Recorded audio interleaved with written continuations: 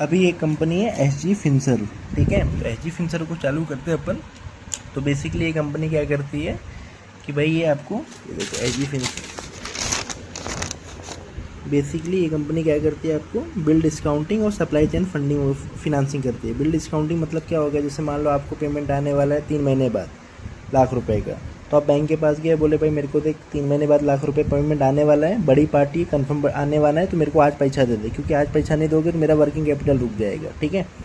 तो क्या करेगी बैंक, बैंक आपको आज ₹90,000 दे देगी और 3 महीने बाद सामने वाली पार्टी से, वेंडर से, जिसको आपको ₹1,00,000 आने वाले थे, उससे वो पेमेंट ले लेगी ₹1,00,000, ठीक है। तो बैंक को 10,000 की कमाई होगी और आपको फंडिंग मिल गई। तो बेसिकली ये होता है बिल डिस्काउंटिंग।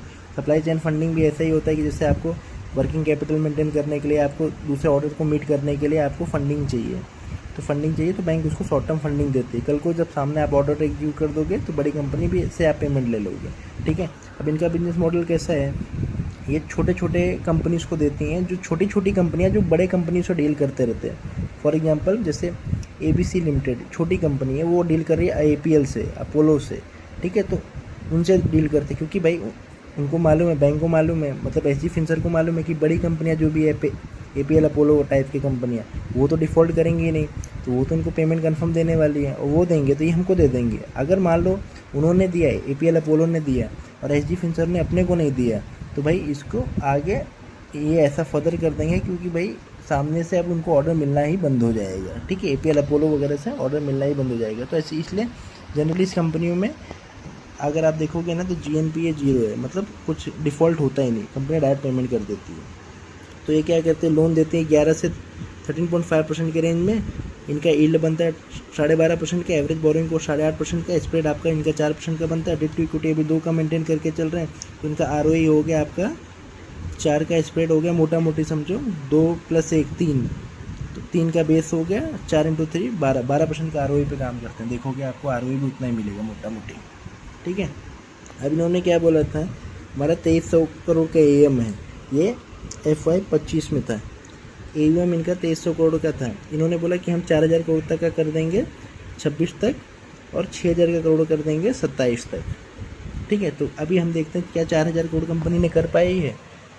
4000 करोड़ कंपनी, ये देखो, ये इसका FY 26 का इन्होंने रिजल्ट डाला है कि भाई 4000 करोड़ का ऑलमोस्ट टच कर दिया, यानी कंपनी ने जो बोला वो अचीव किया, ठीक है। तो कंपनी ने बोला अचीव किया, तो हम मान सकते हैं कि भाई 6000 करोड़ का AUM कर लेगी, 6000 करोड़ का AUM कर लेगी, यानी कंपनी 50% का ग्रोथ गाइडेंस दे रही है। ग्रोथ गाइडेंस 50% का ग्रोथ गाइडेंस दे रही है।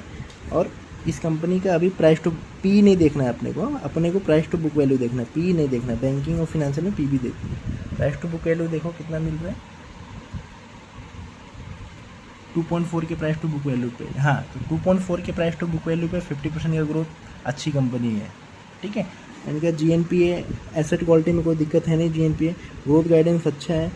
और ROE देखो, ROE अभी 12% का है, 12% का है। इसको बोल रहे हैं कि 18% तक हम लेके जाएंगे, यानी ROE बढ़ेगा, बेस्ट है। और डेट टू इक्विटी ये 1:3 लेके जाएंगे, 1:3, यानी इनको और लेवरेज मिलेगा।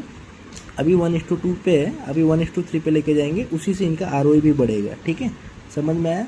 तो अब देखो फिनेंशियल कंपनी है, तो इसमें अपन डेट टू इक्विटी वगैरह ये सब को नेगेटिव में नहीं लेंगे, क्योंकि उनका काम ही है पैसे से लेके पैसा देना। तो डेट टू इक्विटी जितना रहे उतना बढ़िया।